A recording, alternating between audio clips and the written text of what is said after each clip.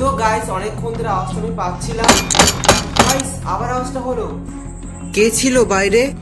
Guys দরজার মধ্যে ওকে লাঠি ঢুকিয়ে দিয়েছে। গাইস এই হচ্ছে তিনটে চিঠি আমি পাশাপাশি খেয়াল করিনি, দাঁড়াও। কি লেখা আছে? খাটের নিচে তাকাবি না। আরে খিলটা খুলে গেল কি করে? সেই দিন রাতে আমি অনেক রাত করেই শুয়ে পড়েছিলাম, কিন্তু হঠাৎই আমার কানে যায় দরজা ঠকঠক করার আওয়াজ। এত রাতে কে যেন দরজা ধাক্কাচ্ছিল, তো আমি হতভম্ব হয়ে উঠে যাই।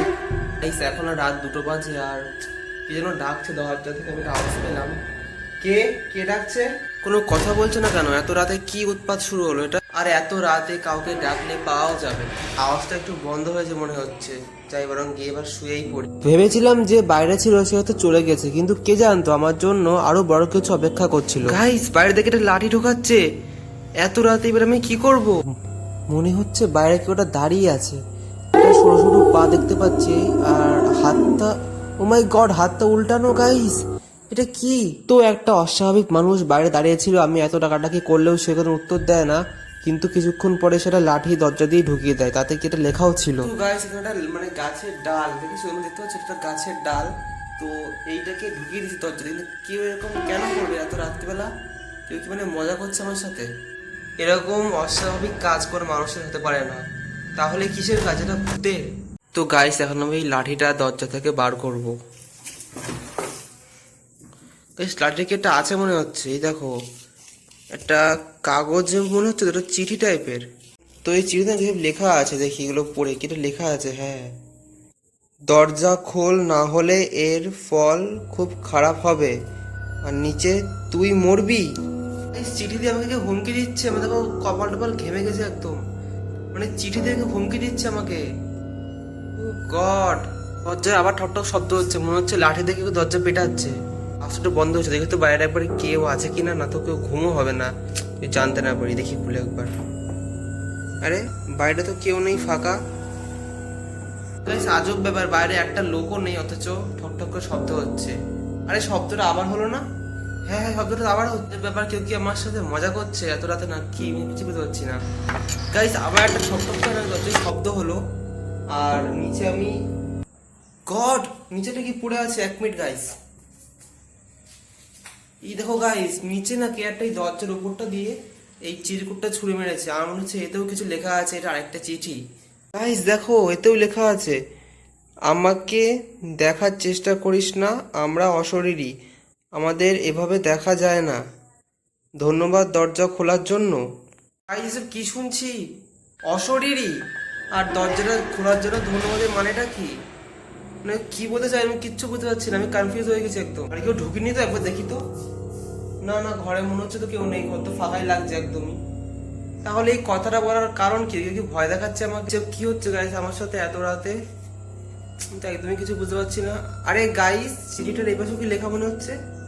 হ্যাঁ হ্যাঁ হ্যাঁ, দাও তোকে দেখাচ্ছি। এই পাশে কিছু লেখা আছে, আমি পড়ে শোনাচ্ছি। পরের চিঠিটাও পাবি খুব তাড়াতাড়ি, বেশি কৌতূহল ভালো না। এই দেখো গাইস, এখানে লেখা আছে।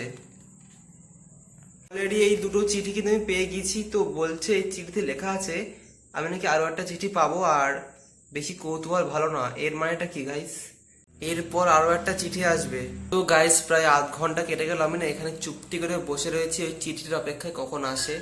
আমার ঘুম টুম পুরো উড়ে গেছে লিটারালি। আর আমি মানে স্তম্ভিত হয়ে গেছি। আমি এখানে নড়তেও পারছি না। এই চেয়ারেই তখন দিয়েই বসে রয়েছি, আধ ঘন্টা হতে যায়। চিঠিটা না এখনো আসলো না। আরে এই ঠকঠক করে তোমরা শুনতে পেলে? আবার একটা শব্দ হলো। গাইস আবার কেটে চিরকুট ছুড়বার ওপর থেকে নিচে। এই তো, এটা মনে হয় সেই থার্ড চিঠিটা।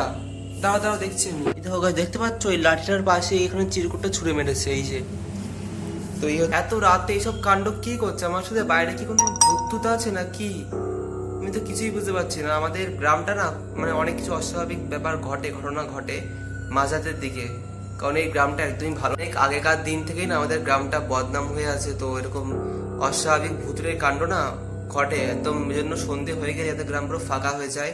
তো সেখানে এখন রাত প্রায় 2:30 বাজতে যায়। তো আমি যে অজ্ঞান হয়ে যাইনি এটাই ভাগ্য ভালো। তো চলো এবার চিঠি আমি দেখি এতে কি লেখা আছে। আমার এটার শেষ চিঠি। আমার খুব মানে রীতিম ধপক ধপক করছে, এতে কি লেখা থাকবে। কৌতূহল তো হচ্ছে, চলো এটা খুলেই দেখি কি আছে। তো এটা পড়েছিল শেষ চিঠি। আর এইটা না মানে আমার খুলতে কেমন একটা নিজের মধ্যে বাজছে। গাইস অনেক বড় কিছু লেখা আছে, তো চলো পড়ি। তুই বেশি সাহস দেখিয়ে ফেলেছিস এত রাতে। কি লেখা? এত রাতে জেগে থেকে, মানে আমি এত রাতে জেগে থেকে বেশি সাহস দেখিয়ে ফেলেছি। রাতে পুরো গ্রাম আমাদের দখলে থাকে, কেউ জেগে থাকে না। তুই মরবি। গাইস এসব কি লেখা? এবার তোর পালা।